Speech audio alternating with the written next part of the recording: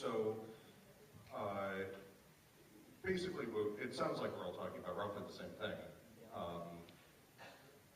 Making sure there's no market vacuum first, and then go about shutting off the belt of the illegal.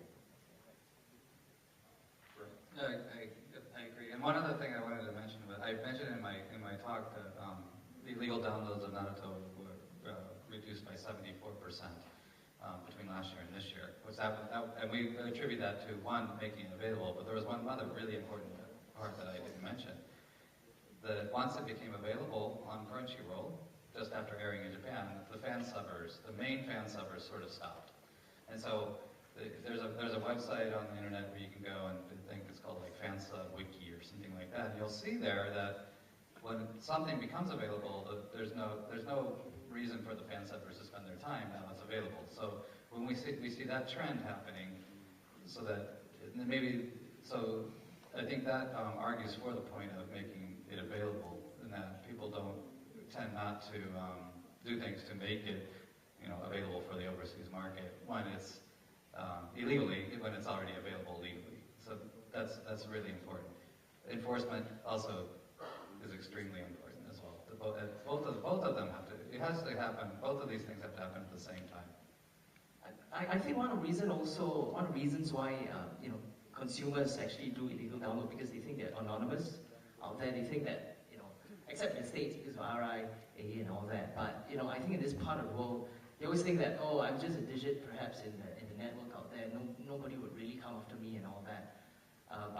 You are a unique serial number, in fact. Yeah, that's right. So that's how we actually proceed against people. We get an IP address, we get a court order for the ISP to actually reveal the identity and all that, and we go after them individually. So I mean that message has been brought across to them as well. This is always a great topic to discuss, but I vote for moving to a new topic, Justin. Well, I see a topic actually. As we close our last 49 seconds. Okay, let's talk about happy things.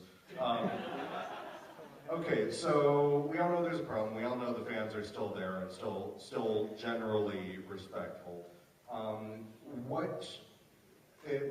In your experience,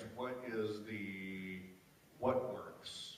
What is the most engaging thing that you've seen that really gets the eyeballs and really gets the fans going, and you think it gives you some hope that we can really keep the users and the content owners on the same page going forward? That was a bit obtuse, I'm sorry. Yeah, I myself. So, I myself is more involved in like anime merchandise, because my clients they sell lots of like figures or T-shirts, licensed merchandise basically.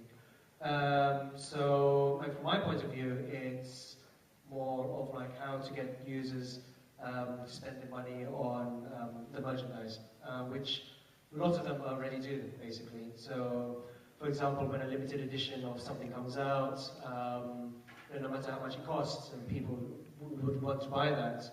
And I guess unfortunately it's very different for anime, which is not so tangible.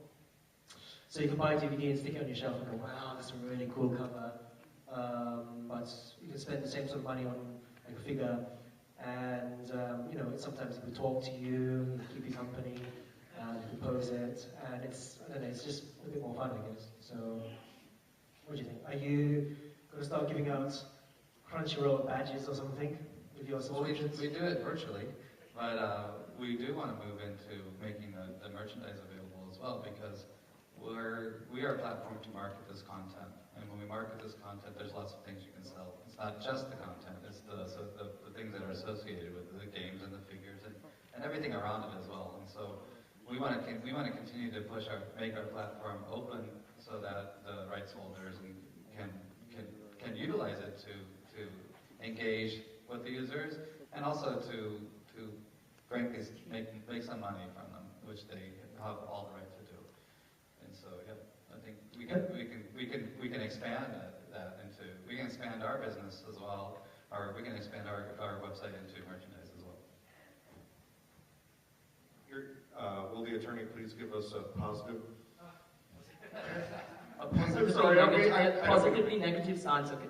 No, I think something doesn't involve yeah. a cease and desist order. No, definitely. I mean, 70% of my work is actually, putting people together. It's not about prosecution at all.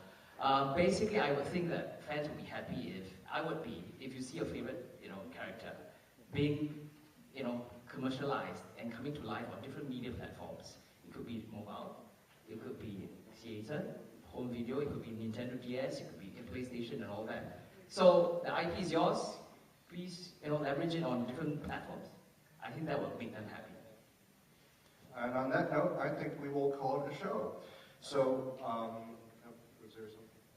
Okay. All right, so now it's time for my favorite activity ever, which is alcohol consumption.